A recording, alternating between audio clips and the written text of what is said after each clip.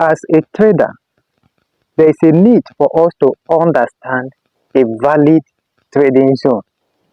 One of the criteria to identify a valid trading zone is your ability to know the behavior of price from that particular zone.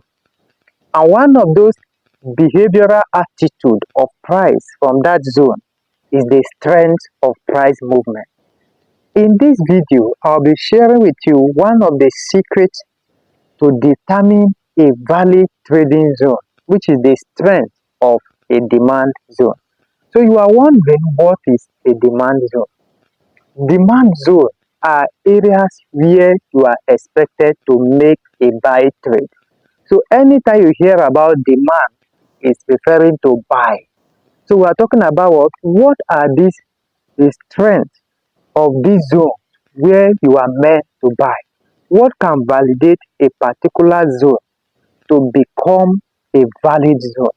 What we are saying in essence, not that trade of this zone won't fail at times, but it has been proven and back tested that 80 to 90% of trade taken in these zones having these characteristics are always profitable. So, how do we determine this zone? For instance, our demand zone can be area of support, because in a support zone you are expected to make a buy trade. Your demand zone can be area of an order block. Your demand zone can be an area of maybe a fair value gap, depending if it is an uptrend. And your demand zone can be a smart money cube in an uptrend scenario. Having said that, what are these trends that you want to see? Looking at this scenario, this is 1, this is 2, and this is 3. Now you can see the interpretation of this zone. We have the weak zone, we have the strong zone, and then we have the strongest of these zones. I want to break it down for you so that you can be able to identify these zones when you open your chart. Now look at the first scenario, which is demand zone 1. Now, the zone of this demand is the bearish candle that we can see here. Now, in this bearish candle, before we mark this demand zone, and then what we are expecting to have in this demand zone is that we have marked this zone. We are expecting the price that left this zone to the upside to return into this zone so that we can now buy back to the upside. That is the essence of this demand zone. But for us to mark this zone as a demand zone, we need to understand how price left the zone. So let's look at, after this formation of this bearish candle, the next bullish candle that follows that bearish candle, you can see that this green candle that follows it closes at the wick of the previous. It is the same size with the wick of the previous bearish candle, which shows that the strength in this zone is still very much weak. The subsequent dark candle that followed was still a bearish candle. And then afterward, we have this bullish engulfing candle that engulf all of this candle and push to the upside. So in this scenario, should you trade this zone? Yes. But the probability that it will play out is very low. The tendency of this type of zone is 50% probability entry. So this is a 50% probability entry. Now, let's look at demand zone 2. In the demand zone 2, you can look like immediately the candle that left was what? Was a bearish engulfing candle, a bullish engulfing candle. I beg your pardon. Now, this particular bullish engulfing candle that left this zone that you are seeing now engulfed this previous candle. But however, subsequently, we now have a follow-up candle which become a bearish candle. So this is a strong zone. Why? Because this candle engulfed the previous one completely, both in wick and in body. But when the follow-up candle was a bearish candle, it shows some level of weakness. So this is a strong zone. This zone has up to 60 to 70% probability entry. So we can give this zone 60 to 70%. Now the third zone, which is the strongest zone, look at how price left that zone. Price left the zone swiftly with a bullish engulfing candle. The follow-up candle was another bullish strong momentum candle. So, and one thing I want you to see is that immediately the first bullish candle left with a fair value gap. So there is an imbalance that was left behind in this zone. So you can see that this point is an imbalance. So which shows that this is a strong institutional movement. And why they become a valid zone is the speed with which price left now. We now have this order block marked out. So it now shows that this is the strongest zone and there is a trace of institutional movement. So what are we expecting? The price should come back later and then fill into this gap or retrace into this other block, and then we'll be able to buy to the upside. This is the techniques, the mechanics behind how you can identify a valid strength zone. And this criteria is very much important for every trade entry. So this is an illustration of a support zone or a bullish order block zone.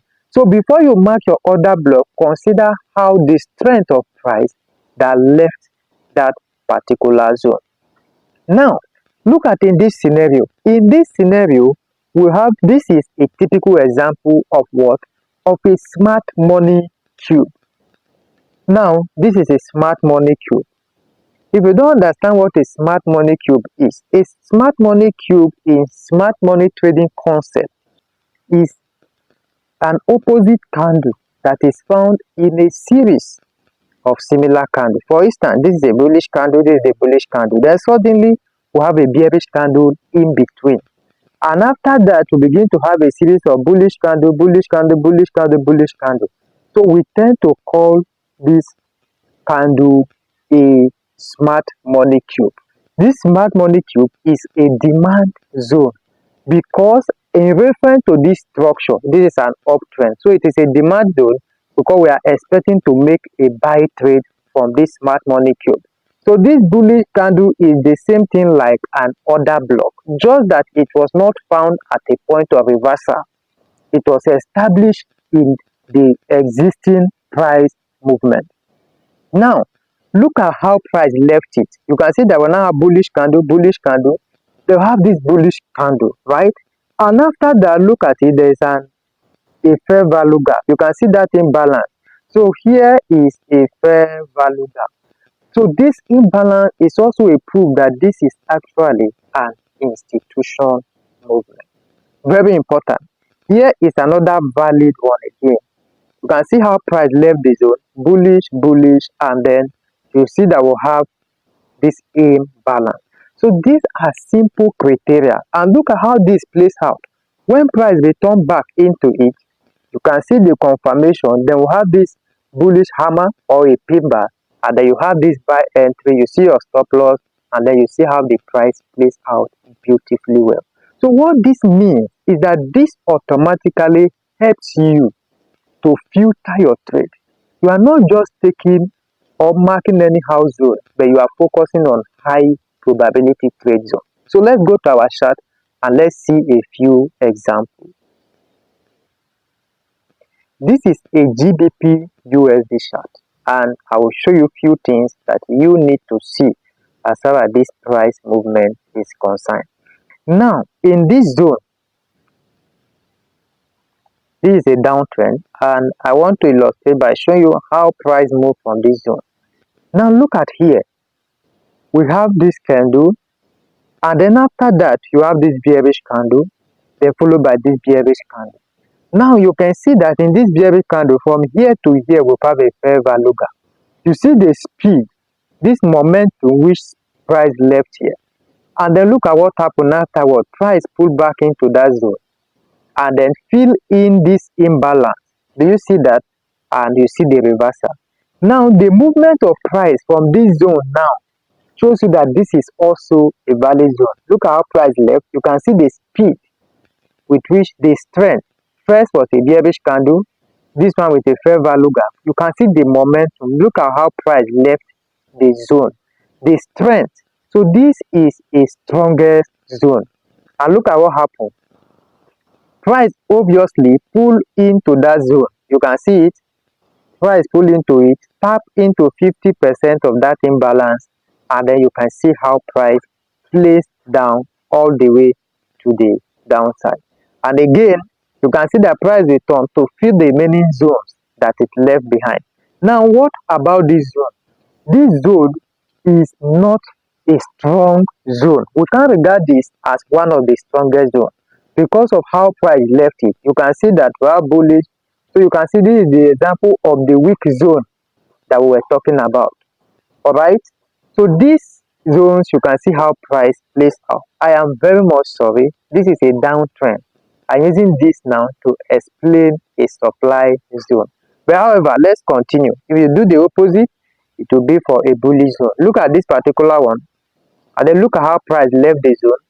And when price return into it, you see that it plays out swiftly, making here now to become another valid zone. And you can see that price come to this zone. Look at how price left the zone again. Then making here to become another valid zone. So you see now, this keep happening on and on and on. But however, let's look for a valid uptrend movement. Okay, since what we just defined now, we just talked about what a demand zone. So here is a typical one. Look at how price left this zone, right? You can see the momentum, you can see all of that, and then when price pull back to that zone, you can see that price fill in this imbalance and it continue to the upside. You can see that movement, how price left that zone all the way to the upside. So you can see that beautifully well. This is what you need to master, and then use this to identify your zone, and you will be amazed at how your result will be. Thank you for watching this video. If you are yet to subscribe to this channel, please do well to hit on the subscription button, turn on your notification bell so you don't get to miss our next video. And please like and share. And also you can find the link in the description of this video where you can reach out if you are interested in joining our mentorship training course. You can make an inquiry about it following the link in the description of this video or the Telegram username. You can reach out to me and I'll be here to answer it. Thank you and see you in the subsequent video.